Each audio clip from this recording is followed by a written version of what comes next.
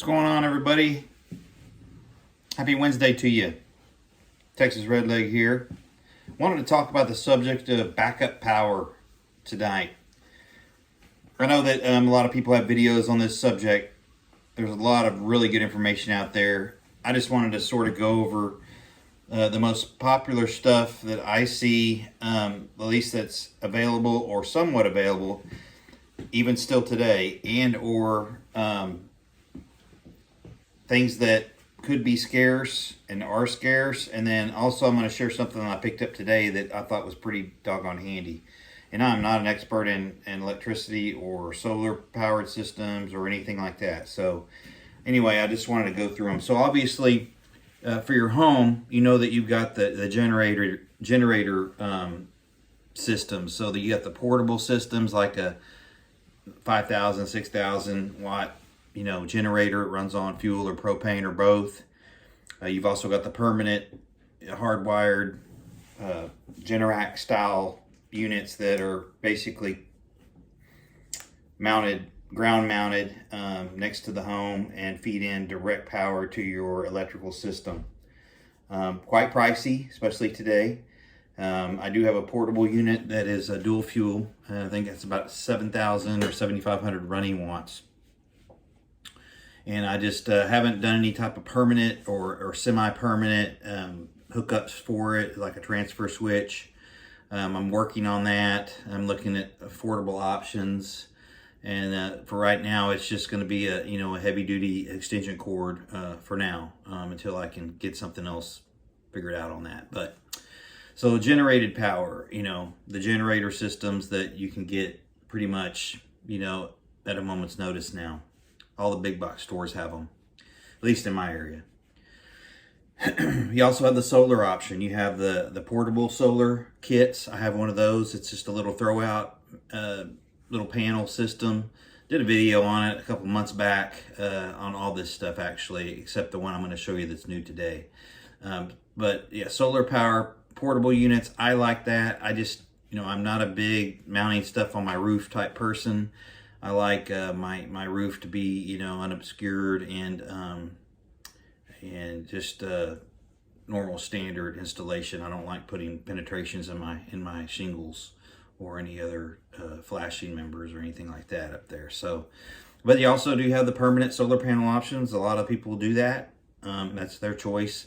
It's not something I'm typically too keen on at this particular moment. Nothing against it. It's just something I don't want on my roof, and I don't have a big enough backyard to accommodate anything on the ground for the most part. Plus, I'd want it to be somewhat, inconspicuous, to be honest, if we were to encounter a SHTF situation.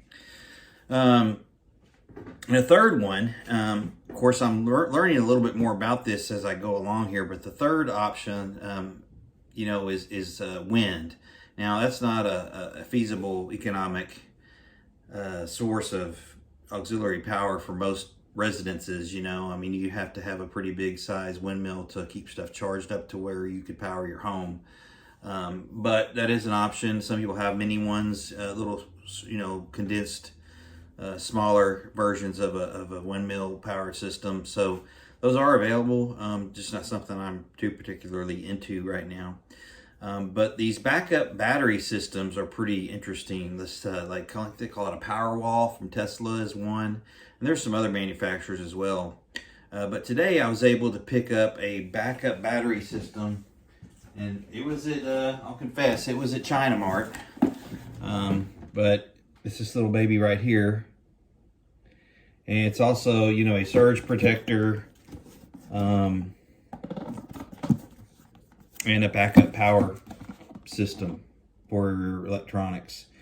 And it says 2.3 hours of additional power connectivity, for your Wi-Fi system or computer or what have you.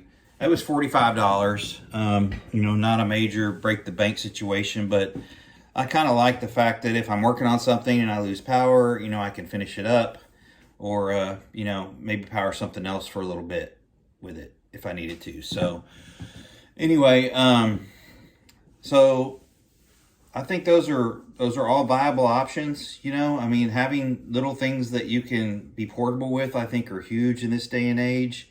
You know, I don't ever plan to really evacuate or bug out. But if I do, I have a lot of things that I can take with me. And so the hard install, and if I lived in the country, out in the sticks, so to speak, you know, where I had quite a big buffer around me with not many people, I would be more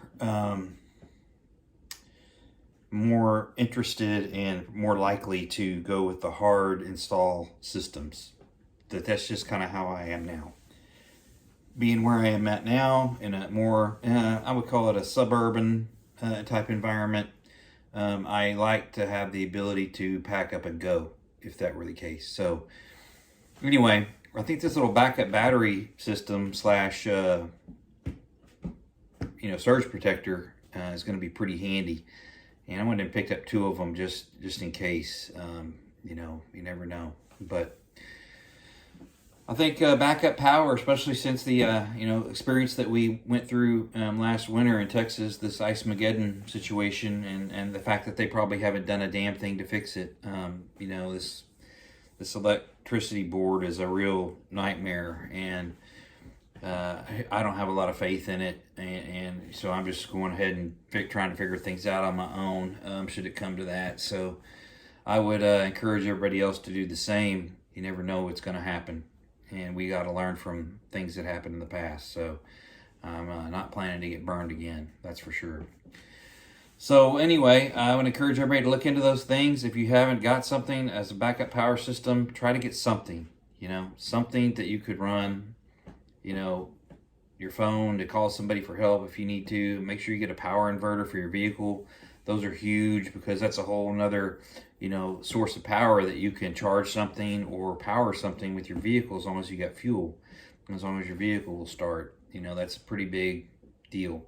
So anyway, hope everybody's having a great week. I hope you like my videos. I appreciate you watching. Please like, share, and subscribe. Hit that bell so you get notified when my new videos come out, like everybody else. And with that, I wish everybody the best going into a weekend here. I hope that everybody's able to get what they need and keep continuing to do the things and stack the things that they need.